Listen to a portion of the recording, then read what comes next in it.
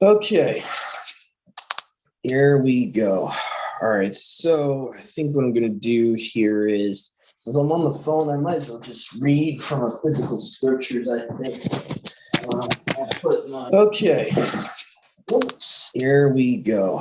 All right, so I think what I'm going to do here is, as I'm on the phone, I might as well just read from a physical scripture. Oh, whoops, sorry guys about that background noise there. Sometimes it does that when I get on the live here. All right, shalom everyone. I'm Brother Doug with the Awakened by Yahuwah Fellowship, and we have Sister Shoshana today as a guest with us. So we're going to be doing the Torah portions. This is our last week of the Pasach Torah portions.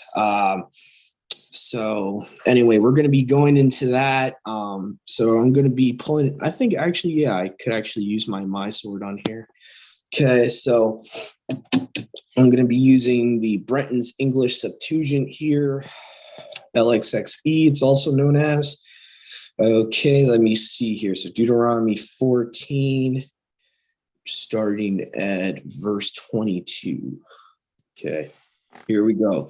You shall tithe the 10th of all the produce of your seed, the fruit of your field, year by year. You shall eat in the place which Yahuwah your elohim shall choose to have his name called there.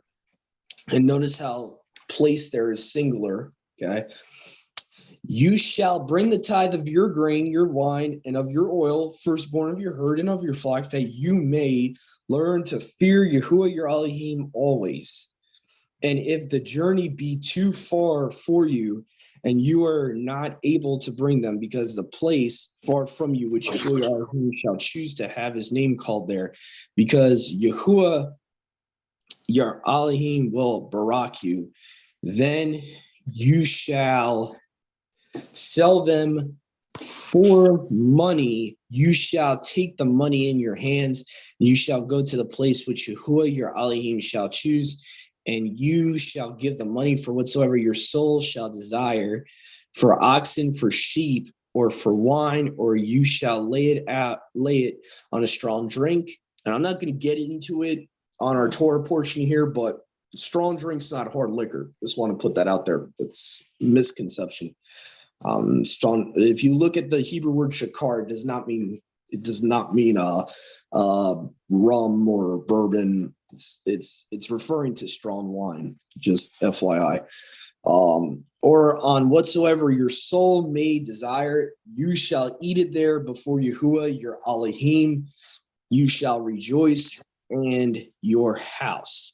The Levite that is in your cities, because he has not a portion or inheritance with you, after 3 years you shall bring out all the tithes of your fruits. In that year you shall lay it up in the cities, in your cities, and the Levite shall come, because he has no part or lot with you.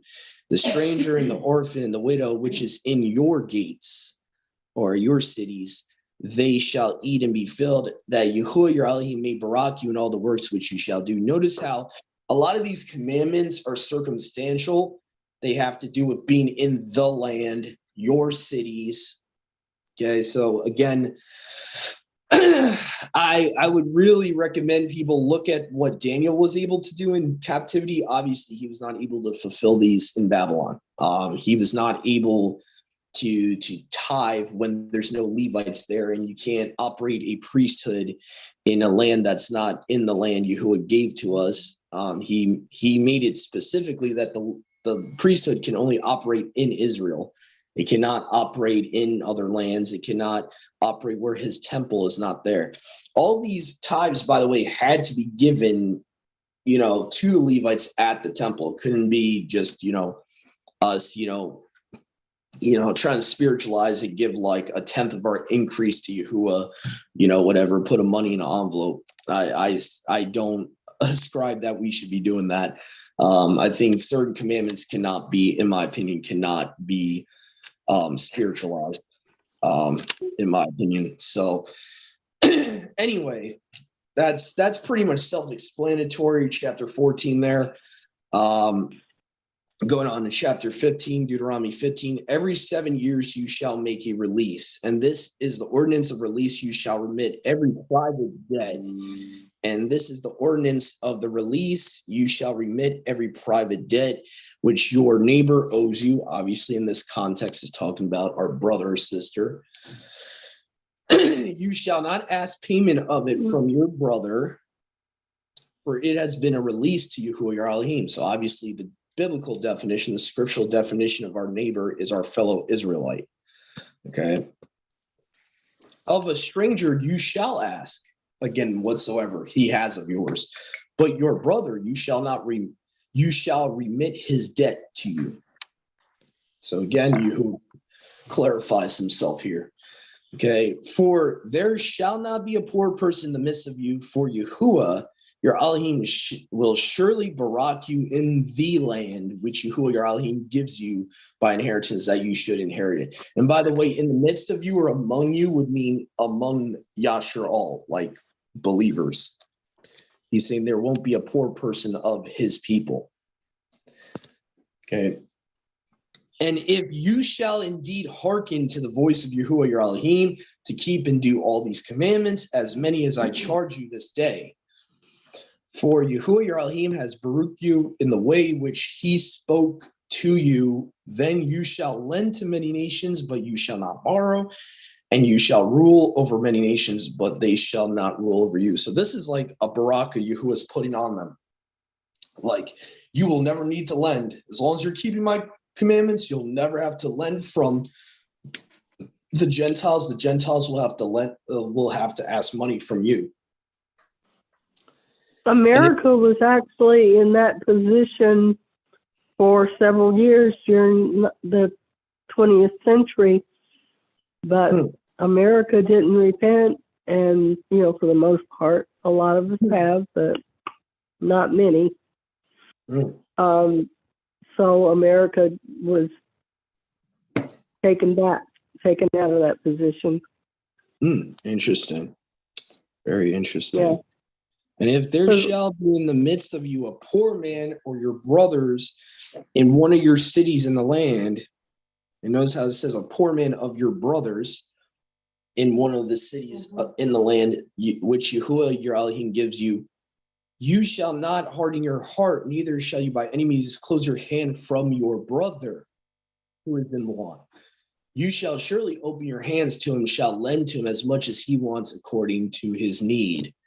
I really like how the New Living Translation, which is a modern Christian translation, how they translate the word for neighbor in this chapter. They'll almost every time say fellow Israelite, they'll paraphrase. So I really got to give credit to the NLT Bible on that. You shall surely open your hands to him, and you shall lend to him as much as he wants according to his need. Take heed to yourself, that there be not a secret thing in your heart, a lawlessness, saying the 7th year, the year of release draws near, and your eye shall be evil towards your brother that is in want, and you shall not give to him. He shall cry against you to Yahuwah, and there shall be great sin in you. And you shall surely give to him, you shall lend him as much as he wants, according to as he is in need. You shall not grudge in your heart as you give to him, because on this account Yahuwah your elohim will barak you in all your works and in all the things on which you shall lay your hand. For the poor shall not fail off your land. Therefore I charge you to do this thing, saying, you shall surely open your hands to your poor brother, to him that is distressed upon your land. And if your brother or sister, Hebrew man, Hebrew woman, be sold to you, he shall serve you 6 years. In the 7th year you shall send him out free from you. And when you shall send him out free from you, you shall not send him out empty.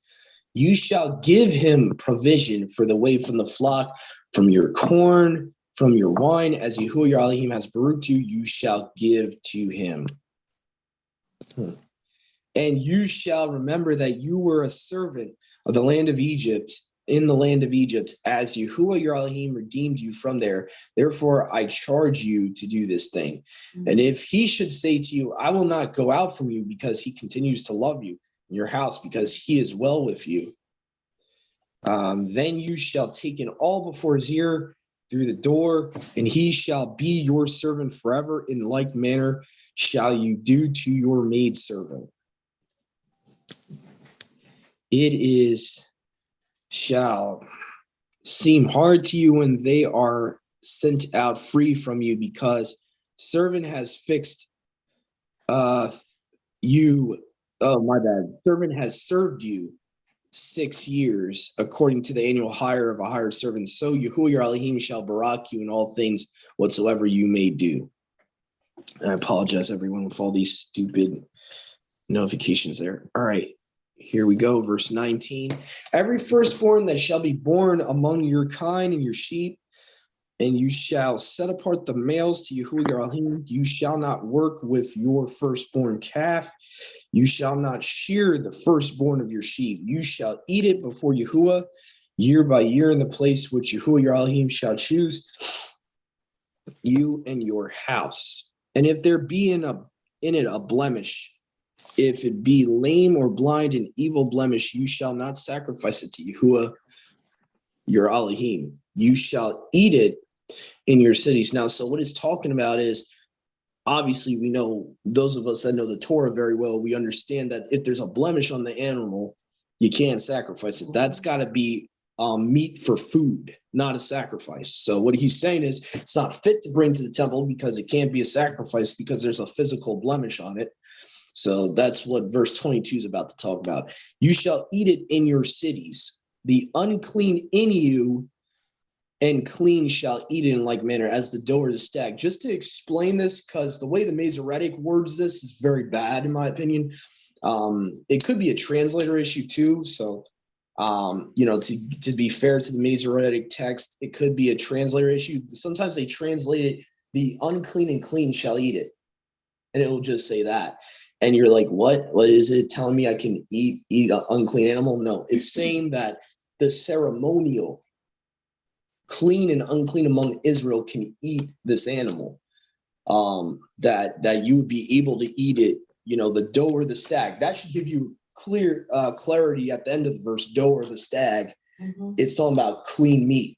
So I used to get confused when I first came into this walk. I was reading the King James, and it's like, the clean and the unclean shall eat it. I'm like, what? So Septuagint makes it a little bit more clear there. It's talking about ceremonial cleanness and uncleanness there. That alike shall be able to eat the animal that has a blemish on it in their own cities. All right. Only you shall not eat the blood. You shall pour it out on the earth as water. So obviously we cannot consume blood. Life's in the blood. So there you go. Chapter 16 now of Deuteronomy. Okay. Observe the month of Moon, and you shall sacrifice the Passover to Yahuwah your elohim, because in the month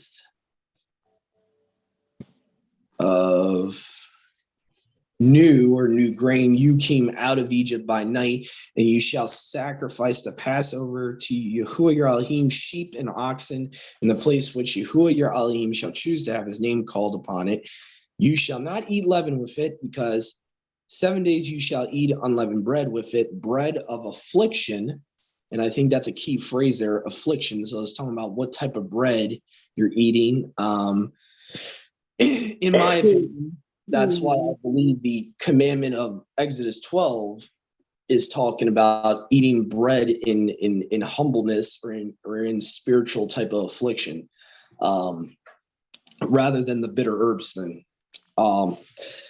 Because you came forth out of Egypt in haste, that you may remember the day of your coming forth out of the land of Egypt all the days of your life. Leaven shall not be seen with you in all your borders for 7 days, and there shall not be left of the flesh which you shall sacrifice at evening on the first day until morning.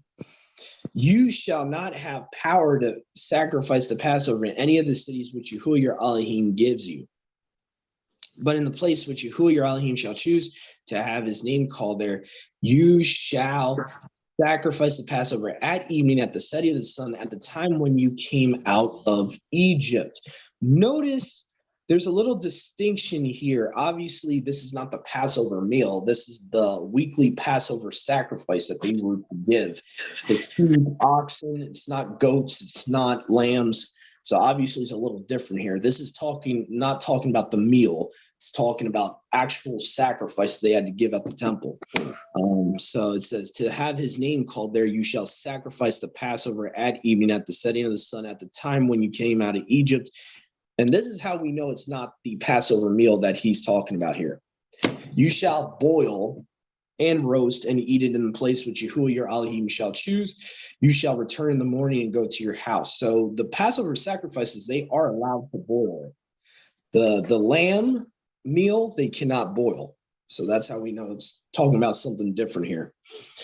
6 days you shall eat unleavened bread, and on the seventh day is a set apart day, a feast to Yahuwah your elohim. You shall do no work, any work, save what must be done by anyone. So obviously what must be done is talking about the cooking and all that. So 7 weeks shall you number to yourself when you have begun to put the sickle to the grain.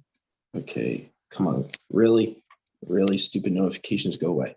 You shall begin to number 7 weeks, and you shall keep the feast of weeks to Yahuwah your elohim accordingly as your hand has power and as many things as Yahuwah your elohim shall give you. And you shall rejoice before Yahuwah your elohim, you and your son and your daughter and your manservant and your maidservant and the Levite, the stranger and the orphan, the widow which dwells among you in whatsoever place Yahuwah your elohim shall choose, that his name should be called there. And you shall remember that you were a servant in the land of Egypt, and you shall observe and do these commands.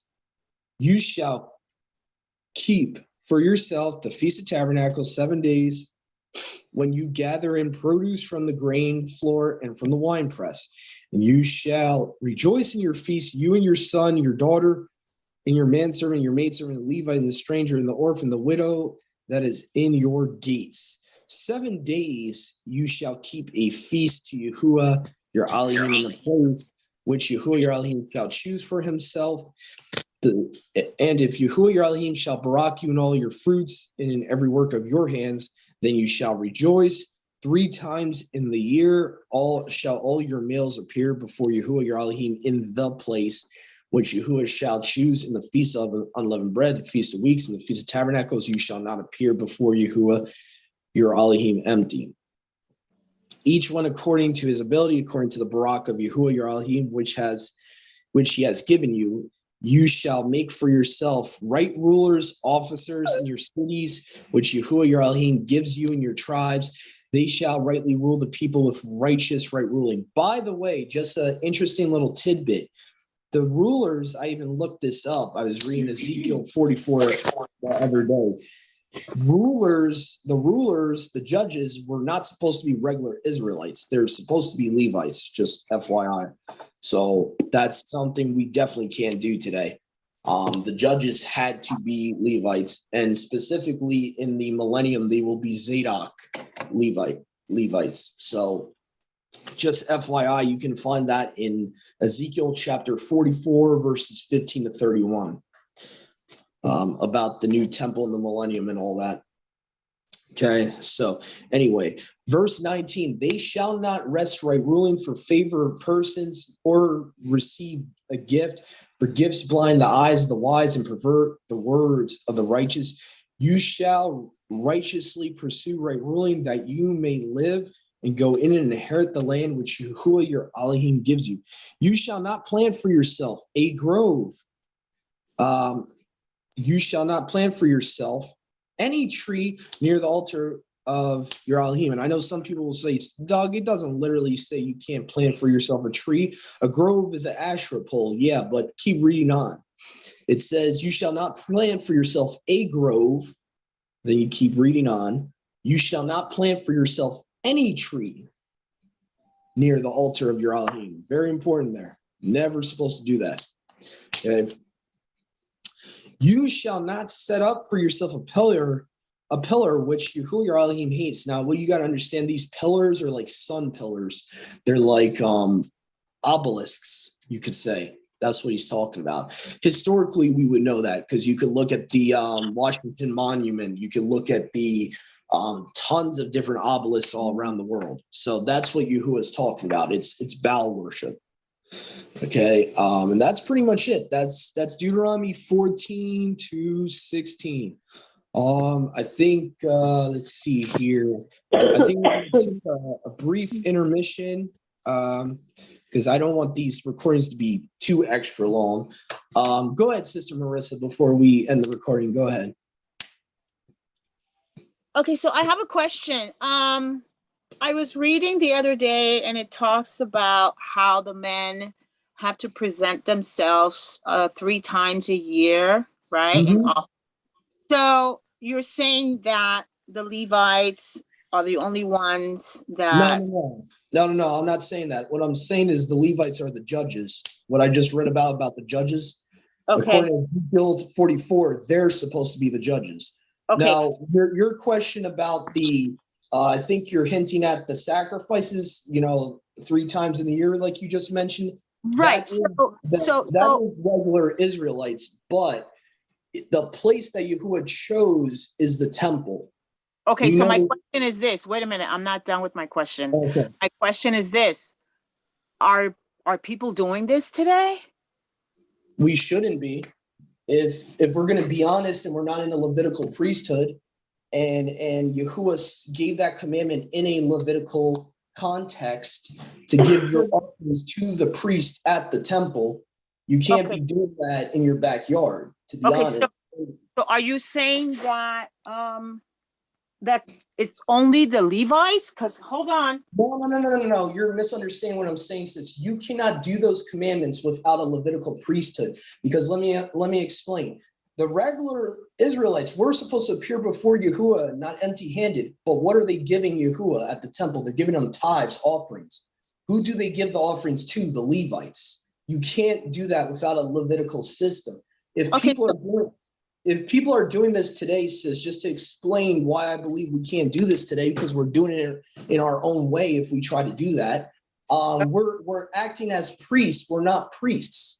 We are not Levitical priests. We are not authorized to bring offerings on a altar and give burnt offerings, because that's the context of what I just read about 3 times in a year. What they would give is tithes of their grain, actual tithes. They would give tithes to the Levite. And you see that in Leviticus 23. It gives you a wider context of what Yahuwah is talking about in Deuteronomy 16.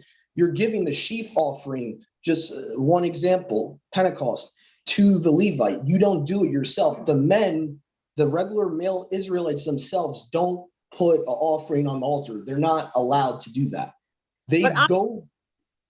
Okay, so I'm reading Deuteronomy 16, and I don't see where it says the Levites. I mean, I get to verse. That doesn't matter. If you read all the other occurrences of the offerings, Levites are always involved. Israelite men, there's nowhere in the Torah that it gives license for a regular Israelite man. Doug, it says 3 times a year, all your males appear before Yahuwah, your Elohim, in the place where he chooses, at the festival of Matzot, at the festival of Shavuot, and at the festival of Sukkot. It says all males. It doesn't say. Sis, you're missing my point. What's the place that he put his name? Where did he put his name? He didn't put his name on our bodies. He put his name at the temple in Jerusalem. There's no temple. We are not in Jerusalem. We cannot be doing that commandment. That's what I'm trying to explain to you right now. That's one of the commandments Daniel, when he was in captivity, he was not keeping that. He could not keep that. And it was not sin to him that he could not keep that. There are certain commandments in a Levitical context we cannot keep today. That's one of those. It is, if you look at the context of that with every other occurrence about Festival of Matzah, Festival of Unleavened Bread, Tabernacles, and all that, those 3 times a year, the context of Deuteronomy 16, that isolated verse we're talking about here, if you look at all of Scripture when they're doing that, every time they're doing that, it's offerings they're giving at the temple to the priest, because why? The priest has to give the offerings. Yahuwah says in Exodus multiple times, You cannot approach the set apart place. What's the set apart place? Where you give the offerings. The normal male Israelites can only go into the temple to a certain extent. So when it's saying appearing before Yahuwah, it's not an extreme literal that Yahuwah is physically there and they're appearing before him. What it's saying is they're appearing before him in the place where he put his name. They're going to the temple, giving the animals, because animals are also considered tithes. They're giving them to the priest to burn on the altar. We see this all the time. They can't just do it all willy-nilly. They can't, you can't have a regular Israelite man go into the most set apart place and burn incense to Yahuwah or burn a sacrifice to him. Levites had to do that.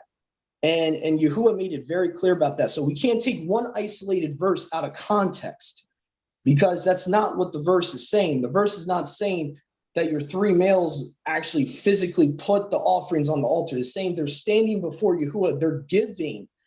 They're giving what they have, what the produce, what the increase Yahuwah had to the priest to offer for them. That's the context. Because when you look at Leviticus 23, they did the same thing. It's talking about the same context for Shavuot. They would have to go to the priest and give their loaves of bread for the sheaf offering, but they didn't offer the sheaf offering for themselves.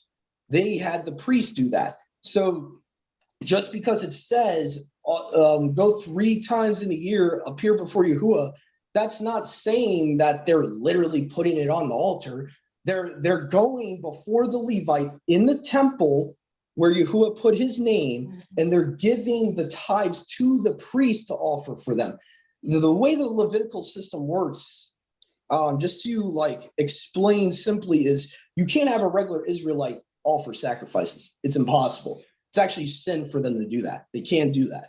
So regardless of what we think Deuteronomy 16 says, because we're taking it of itself rather than looking at all the other places that commandment's talked about.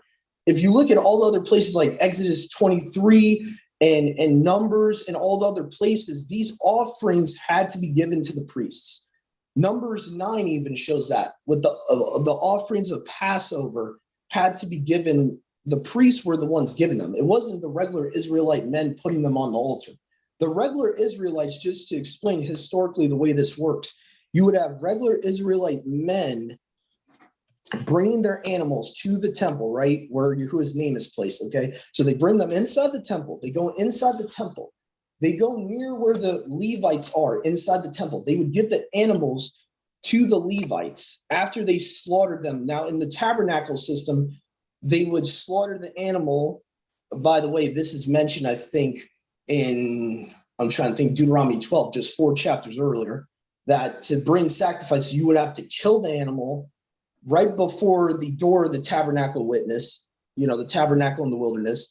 Then they would have to bring the dead animal to the priest for the priest to offer and burn on the altar. So even just 4 chapters earlier, Yahuwah tells them how they do sacrifices. So they're not going to, what I'm trying to say here is they're not going to contradict what's already spoken. Just because it says appear 3 times of the year, which is true, that's what he's saying. He's saying appear before Yahuwah at the place he chose, the temple in Jerusalem, 3 times in a year, and don't be empty-handed. What does that mean? That means you are to give your offering to the priest. That's what he's saying. It doesn't have to be literally spoken out, because Yahuwah 4 chapters earlier tells them how to give the offerings, if that makes any sense. So Yahuwah's not, like certain chapters, Yahuwah's not going to spell himself out for us, because he doesn't feel the need to rehash something he already to repeat it, yeah. You know what I'm saying? So that's what I'm trying to help people understand here. He's not going to every time spell it out for you, because if you read the 4 prior chapters, he's telling you how telling you how to do the offerings. And he says, if you don't bring a sacrifice to kill it by the altar, by the door of the tabernacle, it would be sin to you when you're doing sacrifices. So the normal people, just to explain, Sister Marissa, what I mean, the men's job to appear there 3 times in the year, literally their job was to kill the animal and to bring it to the priest. It wasn't their job to put it on the altar, if that makes any sense. And the same thing with the grain offerings. They're giving those offerings to the priest at the temple to put on the altar for themselves. So for us today to keep that command, we essentially need a Levitical sacrificial system. We cannot do that right now. We cannot, if we try to do that of our own ways, all we're going to be doing is bringing strange fire. That's all that's going to happen. And I know there's some people that think, well, we're the temple now. I'm sorry, I disagree. That you cannot spiritualize a Levitical priesthood. You can't take the Levitical priesthood and try to blend it in with the Melchizedek priesthood. That's not how it works. And I know I'm sounding mean right now, but I'm trying to get a point across that we got the scripture literally spells it out how the Levitical priesthood works, how the sacrificial system works. You can't go offering animals like, in someone's backyard or in a mishpachah's property. That's not how it works. Yahuwah made it very clear. It has to be at his place of worship. It has to be at his place of worship. Some translators even understand that when it's referring to Deuteronomy 16, it will literally paraphrase it. The place where he put his name is his place of worship.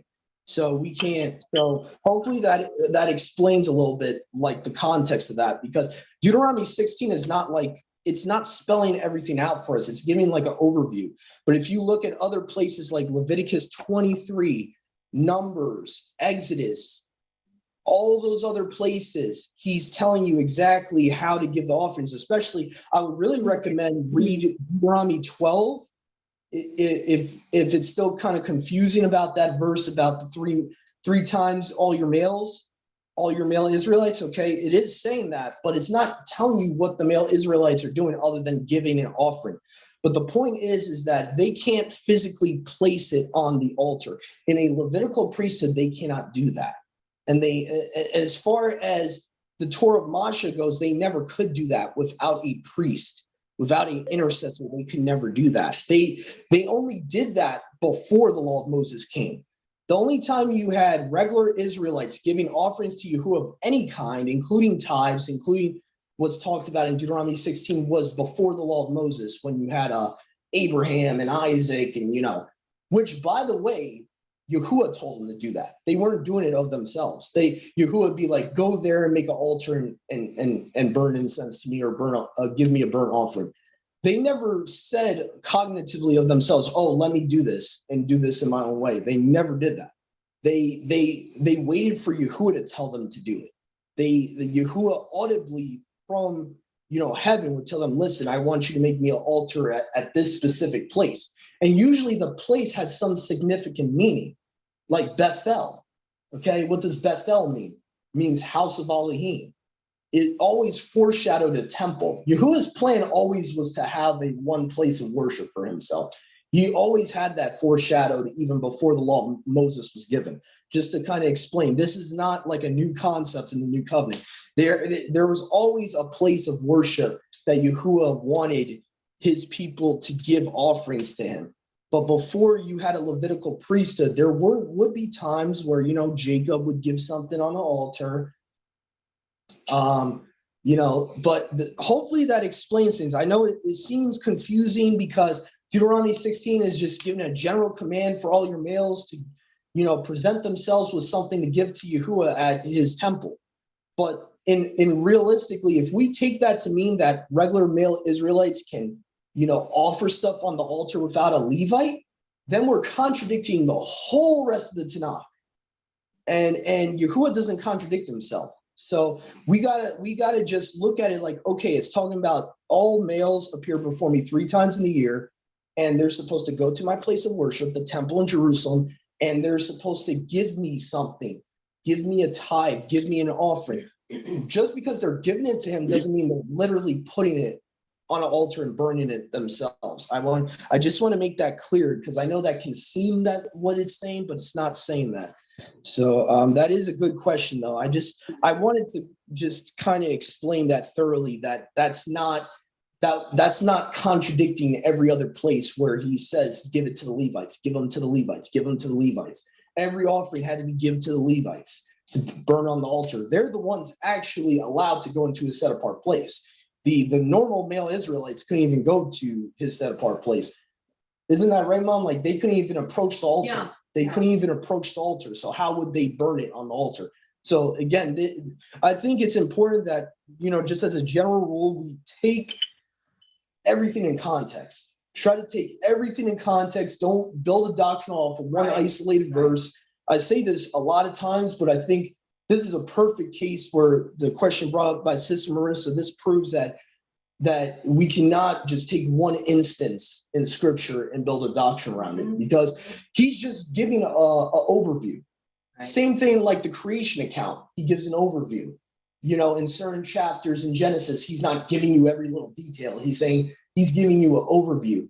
And that's why certain people misunderstand that and think that there's some like, you know, weird contradiction between Genesis 1 and Genesis 2, but that's a whole nother topic for a whole nother day, with the whole Lilith nonsense. But if we don't take scripture in context, we can start getting some weird ideas. Like I seriously doubt he's giving all male Israelites here now a new license to offer offerings by themselves without a priest on an altar and physically burn the offerings to him.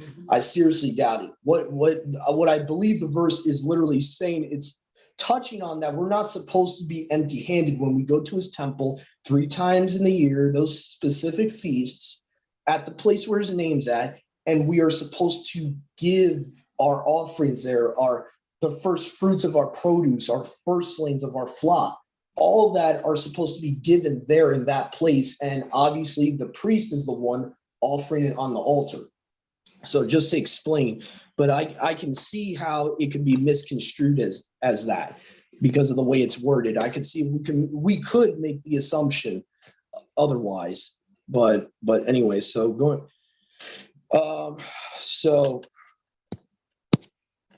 but